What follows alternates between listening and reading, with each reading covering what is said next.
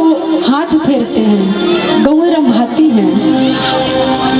गौओं को भी पता चल गया आज कि हमारे कृष्ण हमें छोड़कर जाने वाले हैं। गोदोहन किया और पता चली कि चाचा अक्रूर आए हैं। जाकर चाचा अक्रूर के चरण पड़े, उनका स्वागत किया, भोजन पवाया और पास में जाकर उनके चरणों को दबाने लग गए। तो चाचा अक्रूर से सीधे ही प्रश्न नहीं किया, पहले मथुरा वासियों की कुशल क्षेम पूछी, नंद वसुदेव एवं देवकी मैया के बारे में पूछा कि भाई सब कुशल तो हैं। उसके बाद भगवान श्री कृष्ण ने अक्रूर जी से पूछा कि यहाँ कैसे आना हुआ। तो अक्रूर जी ने सारी योजना बता दी कि कंस ने किस लिए बुलाया है आपको, मारने के लिए। तो भगवान श्री कृष्ण कहते हैं कि ये बात मुझसे तो कह दी, लेकिन मैया बाबा से मत कहना। यदि मैया बाबा को ये बात पता चली तो वो मुझको जाने नहीं देंगे। नंद बाबा आए, नंद बाबा से वार्तालाप किया, लेकिन ये बात नहीं बताई। भगवान श्री कृष्ण ने अपने पिता नंद बाबा से कहा कि बाबा, मथुरा में मेरे मामा ने मेले का आयोजन किया है, मुझको भी मेला देखने जाना है। तो यहाँ आज तक लाला जब से पैदा भय तब से मैया ने कभी लाला को एक पल के लिए अपने आप से दूर नहीं किया। लेकिन आज श्री कृष्ण स्वयं जिद कर रहे हैं कि मैया बाबा मुझे मथुरा जाना है मेला देखने। मैया मना करती है कि लाला मैं तेरे बिना रह नहीं पाऊंगी, तू मुझ को छोड़ के चलो जाएगा कब।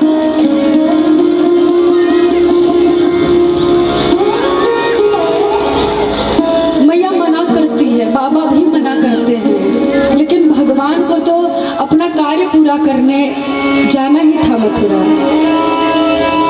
न मैया आज्ञा देती। जैसे ही ब्रजवासियों को एवं गोपियों को पता लगी कि मथुरा से अक्रूर जी आए हैं श्री कृष्ण को लेने, सारी गोपियां आकर नंद बाबा के महल को घेर लिया। रात्रि भर भगवान श्री कृष्ण मैया बाबा को मनाते रह गए कि कल जाऊंगा मैया, परसों मेला देखूंगा और तीसरे दिन मैं लौट आऊंगा। आज तक तूने मुझको कहीं ना जाने दी, लेकिन आज मुझको जाने दे मैया। मैया ने जैसे तैसे हाँ तो कह दिया, लेकिन न यहाँ रात्रि भर न मैया सोई और न लाला सोए। लाला की आदत है कि जब तक मैया के मुख से लोरी नहीं सुन लेते तब तक लाला सोते नहीं हैं। लेकिन आज कन्हैया लोरी तक नहीं सुने अपनी मैया से।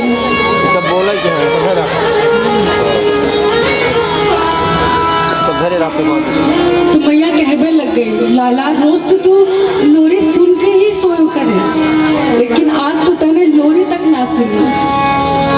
तो लाला कहने लग गए, हाँ मैया आज मैं थक गयो, या के ताई में जल्दी सो गयो। अब सुना अच्छा। मैया ने कही ठीक है लाला कोई बात नहीं, धीरे धीरे तू अपने सारे अधिकार छीनता जा रहा है। मैया ने आज्ञा तो दे दी, लेकिन रात में जब देखा यहाँ श्री कृष्ण सोने का अभिनय कर रहे हैं, सोने का नाटक कर रहे हैं और मैया भी नाटक कर रही है।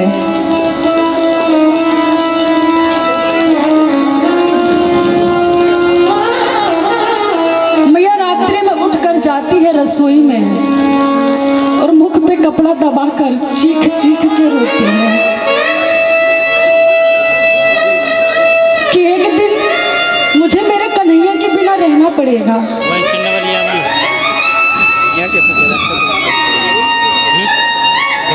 सवेरा हुआ, भोर का समय।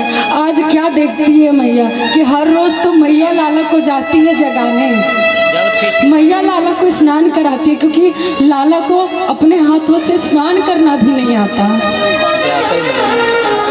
तो आज क्या देखा कि आज लाला स्वयं ही स्नान करती है और वस्त्र पहनती है। मैया ने जब यह दृश्य देखा तो मैया रो पड़ी। कहने लग गई, लाला कल तो तैने लोरी ना सुनी, लेकिन हंस तो तैने मेरे हाथ से नहायो भी नहीं। मैया बोली, अच्छा तो कुछ जानो होएगो, तू एक काम कर, भूखो रह जाएगा, मैं तेरे लिए माखन लेकर आती हूँ। तो आज श्री कृष्ण ने माखन के लिए भी मना कर दिया।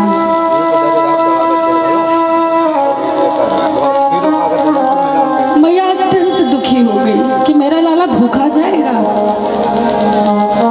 भगवान श्री कृष्ण माखन क्यों छोड़ दिए कि आज के बाद ना जाने मुझे मथुरा में माखन मिलेगा कि नहीं, क्योंकि वहां पर यशोदा मैया जैसे प्रेम करने वाला कोई नहीं है।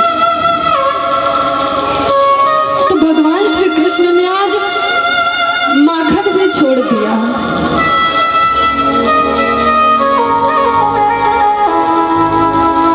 और नंद बाबा से कहती है कि लाला ने तो आज माखन भी ना खाया, तुम रास्ते में जाकर इसे कुछ पवा जरूर देना।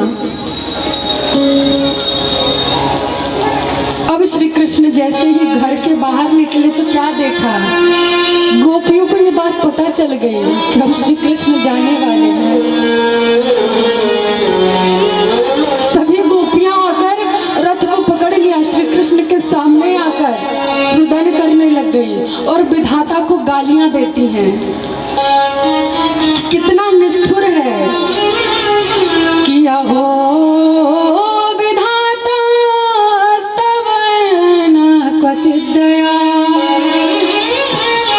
संयोज मैत्र्या प्रणयन देहिना। कि हे विधाता, अगर तुझे इस प्रकार से मिला के बिछड़वाना होता है तो तू क्यों मिलवाता है। विधाता से कहती हैं कि हम श्री कृष्ण को एक पल देखे बिना नहीं रहती। यहाँ तक कि जब श्री कृष्ण के दर्शन करती हैं और ये पलके जब बीच में आ जाती हैं तो विधाता को गालियां देती हैं। इस मूर्ख विधाता ने पलके बना दी, हम उसके बिना कैसे रहेंगी। गोपियां बार बार रुदन करती हैं, कृष्ण को पकड़ती हैं कि हम नहीं जाने देंगे, नहीं जाने देंगे। श्री कृष्ण ने गोपियों को बहुत समझाया तो हमेशा कि आज जाऊंगा, कल मेला देखूंगा और परसों लौट आऊंगा, परसों लौट आऊंगा। गोपियां जाकर रथ के नीचे लेट गई,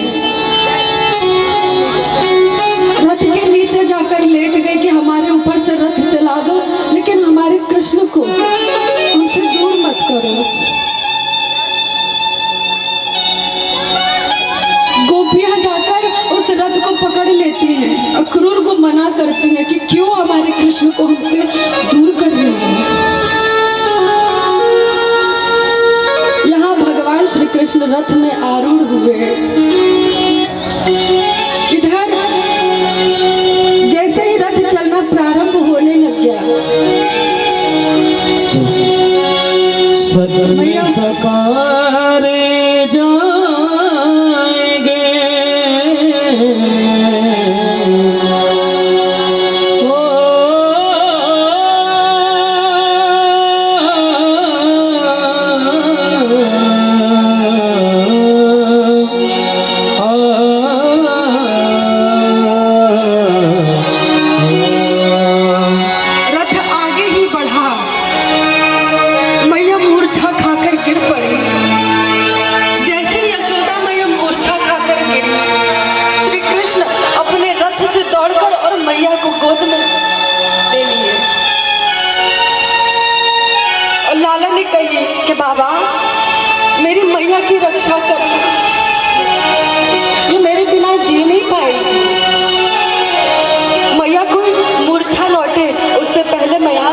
ना जाऊं, एक तो मैया प्राण त्याग देंगी।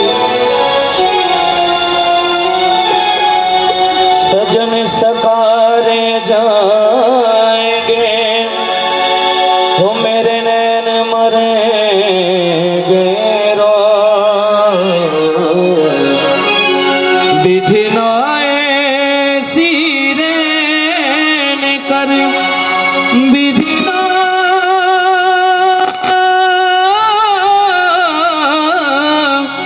ओ विधि न विधिना ऐसी रैन कर कि भोर कब होना होए। कृष्ण लेते हैं ब्रज से विदाई कि मैया मोहे याद ना करे। कृष्ण लेते हैं ब्रज से विदाई कि मैया मोहे याद ना करे, कि मैया मोहे याद ना करे, कि मैया मोहे याद ना करे। कृष्ण लेते हैं ब्रज से विदाई कि मैया मोहे याद ना करे। कृष्ण लेते हैं ब्रज से विदाई कि मैया मोहे याद ना करे।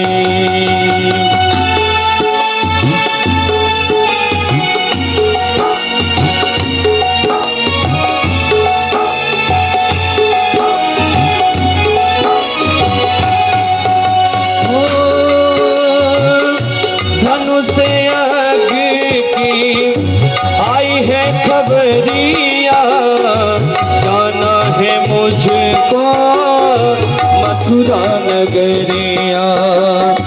धनुष अग्नि की आई है खबरिया, जाना है मुझको मथुरा नगरिया। कोई कैसे सहे जुदाई कि मैया मोहे याद ना करे। कृष्ण लेते हैं ब्रज से विदाई कि मैया मोहे याद ना करे।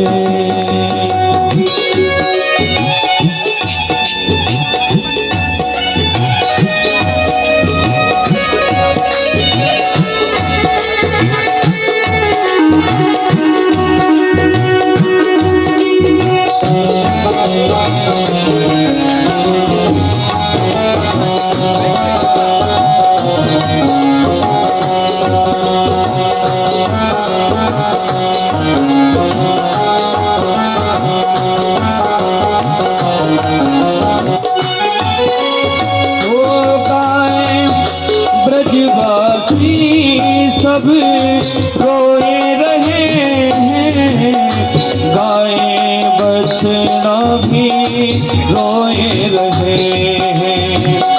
ब्रजवासी सब रोए रहे हैं, गाय बछड़ा भी रोए रहे हैं। कृष्ण रहे ना हो, कृष्ण सह ना सके जुदाई कि मैया मोहे याद ना करे। कृष्ण लेते हैं ब्रज से विदाई कि मैया मोहे याद ना करे, कि मैया मोहे याद ना करे, कि मैया मोहे याद ना करे। कोई कैसे सहे जुदाई कि मैया मोहे याद ना करे। विदाई लेकर रथ में आरूढ़ होकर और चल दिए,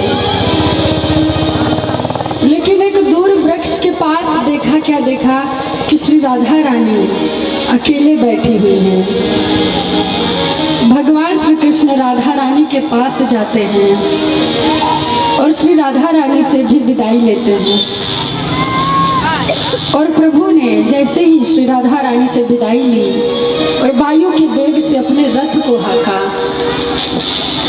रथ को वायु के वेग से हाँका और अब जाकर यमुना जी के पास पहुँचे तो अक्रूर जी ने प्रभु से कहा कि हम यमुना जी में स्नान करना चाहते हैं प्रभु, आप कुछ क्षण इंतजार करिए। और यमुना जी में अक्रूर जी ने स्नान किया और प्रभु ने साक्षात दर्शन दिया, क्योंकि अक्रूर जी डर रहे हैं कि छोटे छोटे बालक हैं इतने नन्हे से और कहीं ऐसा ना हो कि कंस इन्हें मार डाले। तो आज प्रभु ने अपनी ऐश्वर्य शक्ति यहाँ पर अक्रूर जी को दिखाया।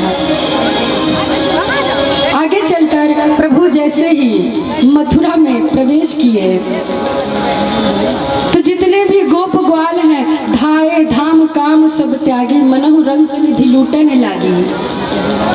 जैसे ही सबको पता चली कि कंस को मारवे वारो आ गो, पूतना को मारने वालों को नेक्स्ट छोरा आ गो, तो सभी अपने घर का काम काज सब त्याग करके प्रभु के दर्शनों के लिए दौड़ पड़ी।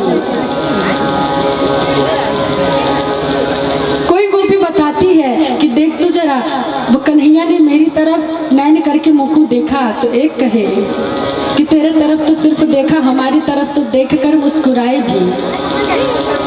ऐसे भगवान सभी मथुरा की जितनी भी ग्वालिनियां हैं सबके मनोरथ को पूर्ण करती जा रही हैं। भगवान के साथ कुछ ग्वाल बाल आए। ग्वाल बाल बोले कि लाला अगर मुझको पता होता कि यहाँ इतने बड़े मेले का आयोजन किया गया तो हम भी बढ़िया बढ़िया से कपड़े पहन के आते हैं। भगवान श्री कृष्ण ने कही कि बस इतनी सी बात, चलो हम वही कपड़े दिलवाते हैं। और कंस का धोबी था, कंस का धोबी कंस के कपड़े धोने के लिए लेकर गया था। भगवान श्री कृष्ण अपने ग्वाल बालाओं को लेकर गए तो धोबी से कहा कि क्या हमें एक आध कपड़े मिल सकते हैं। तो उस धोबी ने कहा कि तुम जंगली गांव के गवार, गौए चराने वाले, गौओं के पीछे भागवे वाले ये राजान की वस्त्र तुम का जानो। श्री कृष्ण बड़े क्रोधित हो गए, एक थप्पड़ मारी और सोई उस धोबी का गोविंदाय नमो नमः कर दिया। और सभी ग्वाल बालाओं ने उसमें से कपड़े निकाल कर पहन लिए, लेकिन महाराज कंस के कपड़े हैं तो इतने बड़े हैं कि जब चलने लगे तो पूरी मथुरा की रोड साफ होने लग गई। तो जितने भी मित्र हैं प्रभु से कहते कि लाला जी कपड़े तो बड़े अच्छे हैं, बड़े भड़कीले हैं, चमकीले हैं, लेकिन बस एक ही कमी है, बड़े कुछ ज्यादा बड़े है रे, पूरी रोड साफ है रही है। तो एक दर्जी ने देखा कि प्रभु के ग्वाल बाल इनके कपड़े बहुत बड़े हैं, तो प्रभु से हाथ जोड़कर विनती किया कि प्रभु हमें भी अपनी सेवा में लीजिए, क्या मैं इन कपड़ों को बढ़िया नाप का कर दूं। तो भगवान श्री कृष्ण ने कहा अवश्य, उनको तो इसी चीज की आवश्यकता है। और आज सारे उन कपड़ों को बड़ा सुंदर उस दर्जी ने नाप का कर दिया। ये दर्जी कौन है? ये पूर्व जन्म का, जब भगवान श्री राम का राज्याभिषेक होने वाला था तो यही दर्जी आया था श्री राम का नाप लेने। लेकिन प्रभु का जब नाप ले रहा था तो सामने खड़े हैं शेष जी, लक्ष्मण जी। सोचता है कि आज प्रभु के इतने करीब होकर भी मैं उन्हें छू नहीं पा रहा हूँ। लक्ष्मण जी बार बार मना करते, अगर तुमने प्रभु को टच भी किया, छुआ भी, तो तुम्हें अभी मार डालेंगे। तो आज ये वही दर्जी है। तो प्रभु श्री राम ने कहा कि अभी तो मैं मर्यादा पुरुषोत्तम हूँ, जब मैं लीला करने श्री कृष्ण अवतार रूप धारण करूंगा तब मैं तुम्हारा मनोरथ पूर्ण करूंगा। और आज वही ये दर्जी है जिसने प्रभु के ग्वाल बालाओं के वस्त्रों को नाप का किया और आज प्रभु के भी वस्त्रों का नाप ले रहा है। और आज कहा कि प्रभु आप एक बार मुझे वही रामचंद्र वाला स्वरूप दिखा दीजिए, धनुष बाण लेके। और प्रभु को आलिंगन किया। क्यों? क्योंकि उस समय प्रभु के करीब होकर भी प्रभु को छू नहीं पाया था। लेकिन आज बलराम जी सामने खड़े हैं जो शेष अवतार थे। प्रभु श्री कृष्ण आंखें मटका के कहते कि उस जन्म में तो तुमने इसको रोक दिया, अब रोक कर दिखाओ। और इस प्रकार से प्रभु ने दर्जी पर कृपा की। आगे चलकर जितने भी ग्वाल वाला है बोलवे लग गए, लाला अब वस्त्र तो बढ़िया है गए, लेकिन अब एक एक माला है जाती तो बड़ो आनंद आ जाता। भगवान ने कही ठीक है, बाकू भी पूरा कर देंगे।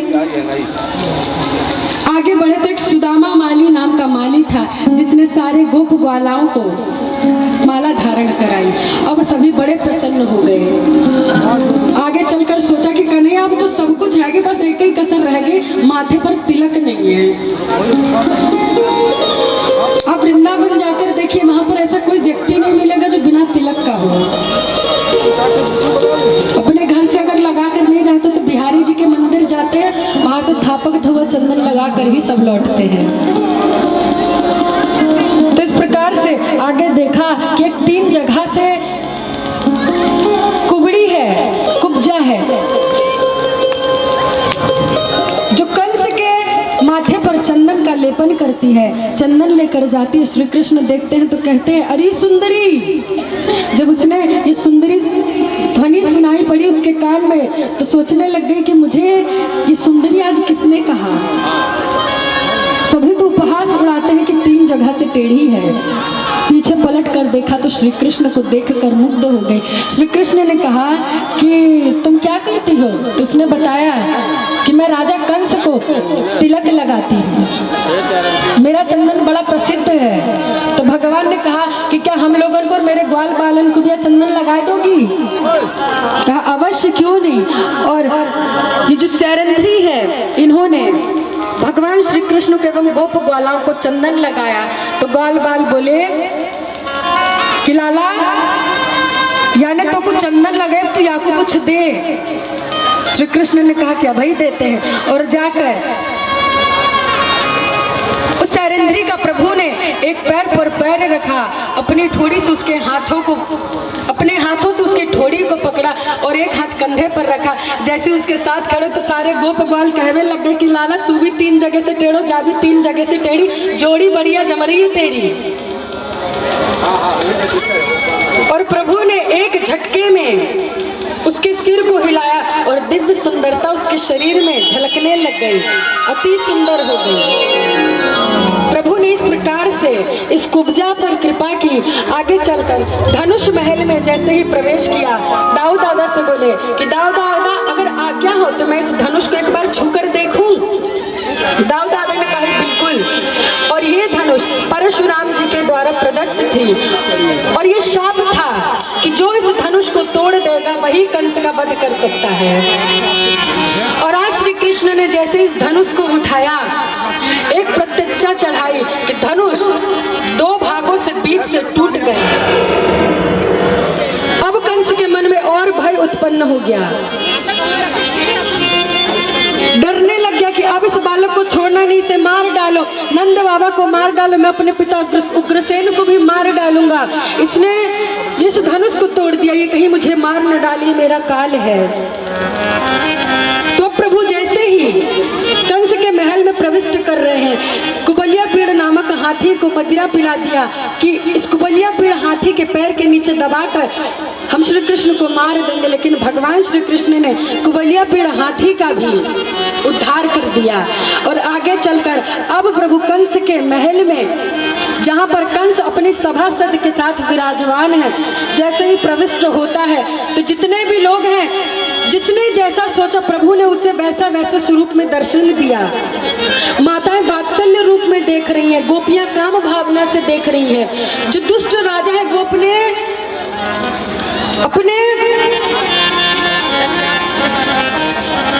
दुश्मन के रूप में देख रहे हैं। तो जिसने जिस भाव से प्रभु को देखा, प्रभु ने उस रूप में यहाँ पर सबको दर्शन दिया।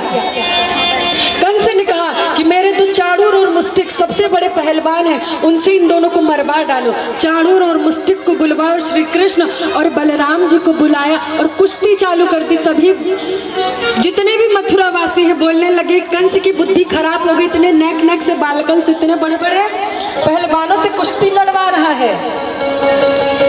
कुश्ती प्रारंभ हुई। भगवान श्री कृष्ण ने चाणूर को घुमाकर फेंक दिया, उसका गोविंदाय नमो नमः। और इधर बलदाऊ जी ने एक मुष्टिक का प्रहार किया और मुष्टिक का यहाँ गोविंदाय नमो नमः कर दिया।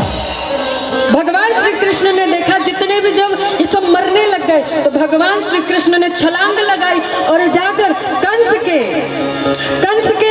कुर्सी पर जाकर बैठ गए और कंस के केश पकड़कर उसे उसके कुर्सी से धक्का दिया तो इतने ऊपर से नीचे लुढ़कता हुआ नीचे आ गया। भगवान श्री कृष्ण ने छलांग मारी और जाकर उसके सीने पर बैठ गए और उसके गले को दबाने लग गए, गले को दबाने लग गए। इतनी जोर से दबाया कि कंस का प्राणांत हो गया। बोलिए कंस मर्दन भगवान की। जब यहाँ कंस को प्रभु ने मार दिया, कंस को मारने के बाद सभी में शांति का वातावरण प्रभु ने बनाया और जाकर अपने माता पिता को बंदी गृह से बाहर निकाला। और यहाँ नंद बाबा से प्रभु कहते हैं कि बाबा, अब आप तो जानते हैं मेरे जन्म देने वाले माता पिता हैं वसुदेव एवं देवकी। अब मैं कुछ दिन इनके पास रह के इन्हें भी आनंद प्रदान कर दूं। आपसे आज्ञा चाहता हूँ, अब मैं कुछ दिन मथुरा में रहना चाहता हूँ। आप इन गोप ग्वाल बालों को लेकर आप गोकुल को जाइए, वृंदावन को जाइए। नंद बाबा के कंठ भर आया और श्री कृष्ण से विदा लेकर और मथुरा से स्वयं चले गए। इधर भगवान श्री कृष्ण अपनी माता देवकी के पास रहने लग गए और वसुदेव जी ने भगवान श्री कृष्ण का यज्ञोपवीत संस्कार कराया और शिक्षा के लिए उज्जैन में संदीपनी आश्रम में प्रभु को भेजा, जहां से प्रभु ने शिक्षा दीक्षा ग्रहण की। अब प्रभु पूरे 14 वर्ष के हो गए। मथुरा में लौटकर आए तो एक दिन मैया देवकी ने 56 भोग बनाया और थाली में सजाकर रख दिया, उसमें माखन भी रख दिया। तो भगवान द्वारिकाधीश ने जब उस माखन को देखा तो मैया यशोदा की याद आ गई।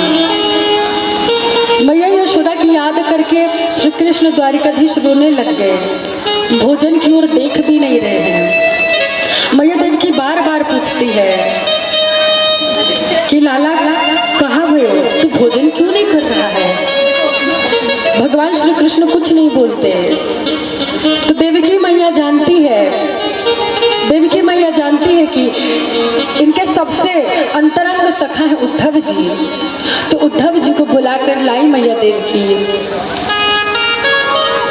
और उद्धव जी से मैया ने कहा कि श्री कृष्ण भोजन नहीं करते हैं, जाकर पूछो ना, वो रुदन करते हैं, क्यों रो रहे हैं? उद्धव जी गए, श्री कृष्ण को देखकर बोले, कन्हैया तू भी भला रोता है, किस लिए रो रहा है, किसके लिए रो रहा है? भगवान श्री कृष्ण कहते हैं कि उधो मोही ब्रज बिसरत नाही, हंस सुता की सुंदर कलरव और तरुवन की छाही। कि उधो मोहे ब्रज बिसरता नहीं है, जहां पर मैंने भांति भांति नवभांति मैंने क्रीड़ा किया है, जहां गोपियां मुझे इतना प्रेम और दुलार देती हैं। ये मथुरा तो कंचन की नगरी है, लेकिन यहाँ पर प्रेम नहीं है। जब जब मुझे उस सुख की याद आती है तो मुझे लगता है कि मेरे शरीर में अब प्राण नहीं रहेगा। भगवान श्री कृष्ण रात्रि में जब सोते हैं तो वृंदावन की ओर मुख करके सोते हैं और रुदन करते हैं। तो उद्धव जी ने कहा कि तुम तो इतने बड़े ब्रह्म हो, भगवान हो, और ब्रजवासियों के लिए रोते हो। इतने बड़े ज्ञानी होने के बाद भी तुम उन ब्रजवासियों के लिए रो रहे हो। भगवान श्री कृष्ण ने कहा कि उद्धव तुम मेरी एक बात मानो, तो जाकर एक बार मेरे ब्रजवासियों को अपना जो विशुद्ध वेद का जो ज्ञान है वह सब देकर आओ ना, क्योंकि वो ना जाने मेरे बिना अपने प्राणों की रक्षा कैसे करते होंगे। मैंने परसों की आने की कह दी थी, शायद केवल बस वो इसी पर जीवित होंगे। तो एक बार जाकर तुम उन्हें अपने ज्ञान से क्यों नहीं परिपूरित कर देते। और उद्धव जी को अपना पीताम्बर दिया और अपना मोर पंख दिया कि यदि तुम जाओगे तो शायद वो तुम्हें पहचाने ना, इसलिए अपना मोर पंख दे दिया। और जैसे ही यहाँ उद्धव जी ब्रिज में प्रवेश करते हैं तो ब्रिज के जो लता पता है, कांटे हैं, वो उद्धव के वस्त्रों को रोकते हैं कि उद्धव यहाँ तेरा प्रवेश निषेध है। क्यों? क्योंकि तू ज्ञानी है और ये जो ब्रिज भूमि है ये प्रेमियों की नगरी है, प्रेमियों का पागल खाना कहा जाता है वृंदावन। उद्धव जी ब्रिज में प्रवेश करते हैं, अपने रथ को रोका और पूछने लग गए कि यहाँ से नंद भवन कितनी दूर पर है। तो कुछ ग्वाल बालों ने कह दिया कि ये जो नदी दिख रही है तुम्हें, इसी नदी के सहारे चले जाओ और जहाँ पर इसका उद्गम स्थान है बस वही नंद रानी का महल है। उद्धव जी उसी नदी के सहारे सहारे नंद रानी के महल में प्रवेश किया। तो यहाँ मैया यशोदा और नंद बाबा दिन भर प्रभु की याद में रुदन करते हैं। सारे ब्रजवासी रोज प्रभु का इंतजार करते हैं। प्रभु जिस जगह पर जिसे जहाँ छोड़ कर गए थे सब उसी जगह पर आकर रोज अपना कार्य करके और बैठ जाते हैं कि आज मेरा कन्हैया आएगा, आज मेरा कन्हैया आएगा। लेकिन रोज इसी प्रतीक्षा में बीत जाता है और भगवान श्री कृष्ण नहीं आते। जब यहाँ नंद बाबा को लगा, श्री कृष्ण के पीताम्बर और मोर पंख को देखा तो उन्हें लगा कि श्री कृष्ण आ गए। लेकिन जब पास से जाकर देखा तो क्या देखा, ये तो उद्धव है। और उद्धव को हृदय से लगा लिया नंद बाबा ने। रात्रि भर बैठ के मैया नंद रानी और नंद बाबा लाला की अनेकों लीलाओं का वर्णन करते हैं। मैया लाला को तकिया लेके एक सुलाती है, लोरी सुनाती है। उतने पर ही उद्धव जी अंदर आते हैं तो मैया कहती है कि हल्ला मत करिए, मेरे लाला सोए रहो है। उद्धव जी ने जब ये दृश्य देखा तो आज उद्धव जी से रहा नहीं गया। सब भूल गए कि मैं यहाँ किस लिए आया था। मैं यहाँ तो ज्ञान देने आया था, लेकिन यहाँ मैं क्या ज्ञान दूं? ये तो स्वयं कृष्ण प्रेम से परिपूरित है और हर ज्ञान का अर्थ ही होता है कि प्रभु का चिंतन हो, और ये तो प्रभु के चिंतन से दूर ही नहीं है, तो मैं इन्हें क्या ज्ञान दूं? उद्धव जी रात्रि भर बैठे रहे, रुदन करते रहे। उद्धव जी ने कहा कि बाबा जब लाला की याद आयो करे तो तूने बाहर निकल जायो कर। तो नंद बाबा कहते हैं कि बाहर भी निकल जाऊं तो क्या करूं, एक एक स्थान पर मेरे लाला ने क्रीड़ा की है। गोवर्धन पर्वत जाकर देखो तो मेरे लाला ने वहां पर गऊ को चराया है। आंगन में जाकर देखता हूँ तो मेरे लाला ने यहाँ पर चलना सीखा है। एक एक चीज में उसकी याद आती है, मैं क्या करूँ, कहाँ जाऊँ। अब सवेरा हुआ जैसे तैसे उद्धव जी स्नान किए, स्नान के लिए यमुना तट पर जा रहे हैं। यमुना तट पर जाते जाते क्या देखा कि बीच में श्री राधा रानी और उन्हें चारों ओर से घेरी हुई गोपियां बैठी हुई हैं और सभी भगवान की दिव्य लीलाओं का वर्णन करती हैं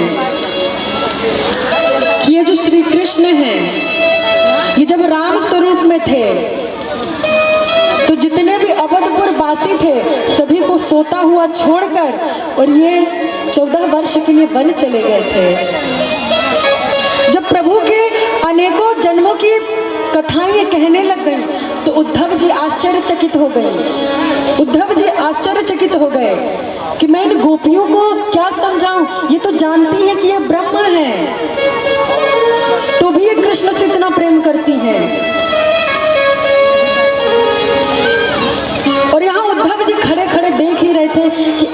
भंवरा श्री राधा रानी के चरणों में आकर बैठता है। काला सा भंवरा है तो श्री राधा रानी को लगता है कि ये भंवरा मेरे कृष्ण का ही सखा है, क्योंकि ये भी काला और मेरे कृष्ण भी काले हैं। तो उस भंवरा से बातें करने लग गई कि मेरे कृष्ण की तरह तू भी निष्ठुर है, तू भी ना जाने एक रात्रि एक फूल पर बैठता है, दूसरी रात्रि दूसरे फूल पर बैठता है। ऐसे ही ये श्री कृष्ण पहले हमें अपना बनाकर और फिर हमें छोड़कर चले गए। तू भी धोखेबाज है, जाकर अपने कृष्ण से कह देना। अनेकों बातें सुनाती हैं और जब ये बात उद्धव जी सुनते हैं तो प्रभु से प्रार्थना करते हैं कि जीवन में यदि भक्ति नहीं है तो कुछ भी नहीं है। ज्ञान कितना भी हो जाए कि बुद्धि बड़ी, चतुराई बड़ी और सुंदरता तन में प्रगटी है। बुद्धि बढ़ जाए, चतुराई बढ़ जाए, सुंदरता तन में प्रकट हो जाए, लेकिन मान बढ़ो धन धाम बढ़ो यश कीरत यूं जग में प्रगटी है। मान बढ़ जाए, धन धाम बढ़ जाए, चाहे पूरे जग में हमारी यश कीर्ति फैल जाए, झूमत द्वार गजेंद्र हजार सो इंद्रों से कछु ना ही घटी है। और तुलसी जगदीश की भक्ति बिना जिस सुंदर नारी की नाक कटी है। कि भक्ति के बिना जिस प्रकार एक कोई बड़ी सुंदर सजी धरी स्त्री हो और उसकी नाक कटी हो तो उसकी सुंदरता किसी काम की नहीं है। उसी तरह से इतना सुंदर जीवन हो, पद प्रतिष्ठा हो, सौंदर्य हो, विवेक हो, जीवन में सब कुछ हो, लेकिन यदि भक्ति नहीं है तो वो सुंदर नहीं मानी जाएगी। और उद्धव जी प्रभु से प्रार्थना करते हैं कि वंदे नंद ब्रज स्त्रीणाम पादरेणुम भीक्षणः यासां हरि कथोद्गीतं पुनाति भुवनत्रयम्। हे उद्धव, हे ब्रह्मा जी, मुझे अब इस ब्रिज में कोई वृक्ष मत बनाना, मुझे यहाँ की लता पता बनाना। क्यों वृक्ष बनने के लिए क्यों मना कर दिया? क्योंकि जब ये गोपियां यहाँ से चलेंगी, यहाँ के भक्त जब चलेंगे तो उनके चरणों की जो रेणु है रज उड़ेगी तो वो वृक्षों तक नहीं पहुँच पाएगी। मुझे लता पता बना देना ताकि इन गोपियों के चरणों की धूल मेरे मस्तक पर पड़ती रहे। उद्धव जी को यहाँ 6 महीने व्यतीत हो गए और आज आज्ञा लेकर उद्धव जी मथुरा पहुँचे।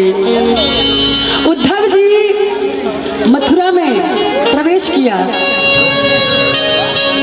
तो यहाँ श्री कृष्ण कहते हैं कि आओ ज्ञानी जी, तुम तो 2 दिन के लिए गए थे, यहाँ तो बड़े दिन लग गए।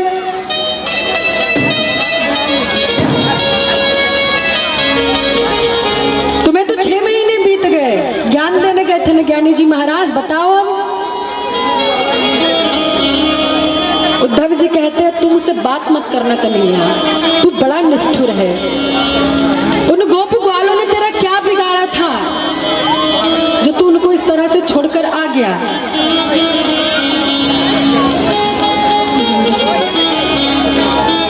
तो भगवान श्री कृष्ण ने कहा कि वो सब मुझसे दूर नहीं है और कहा कि उद्धव जी तुम नेत्र बंद करो। उद्धव जी ने नेत्र बंद किया और अपने बगल में जितने भी गोप ग्वाल, नंद रानी, यशोदा, श्री राधा रानी सरकार, जितने भी गोपियां हैं, सभी का दर्शन आज भगवान श्री कृष्ण ने अपने मध्य करवा दिया। अपने मध्य सभी का दर्शन कराया प्रभु ने और कहा कि ये सब मुझसे कभी दूर नहीं होते, मेरे ब्रजवासी मेरे प्राण आधार हैं, मैंने कभी छोड़ नहीं सकता। ये तो केवल तुम्हारा जो ज्ञान का अहंकार था उसे चूर चूर करने के लिए, ताकि तुम में ज्ञान तो है लेकिन तुम में भक्ति नहीं है, प्रेम नहीं है।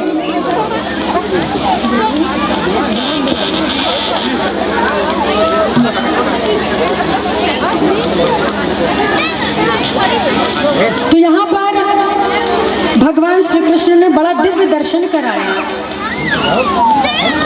बोलिए बांके बिहारी लाल की। कलश उठाने के लिए राजकली साहू जी, सुनीला साहू जी, जहां आप कहीं हो तो आप यहां मंदिर के सामने आ जाएं। राजकली साहू जी, सुनीता साहू जी, शकुंतला साहू जी, नीलू साहू जी, देवकली नाई जी, निर्मला साहू जी, सुनौआ साहू जी, बेलाकली साहू जी, नीता साहू जी, शकुंतला साहू, राम सिया, शकुंतला साहू जी, आप लोग मंदिर के सामने आ जाएं।